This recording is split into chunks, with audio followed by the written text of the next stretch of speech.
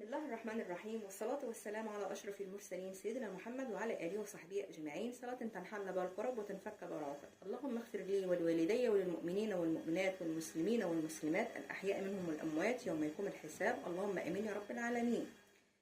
فاكهة لا يراها إلا ذو حظ عظيم. اللي يشوف الفاكهة دي في المنام هيعرف إن في حظ كويس جدا جدا مقدم عليه.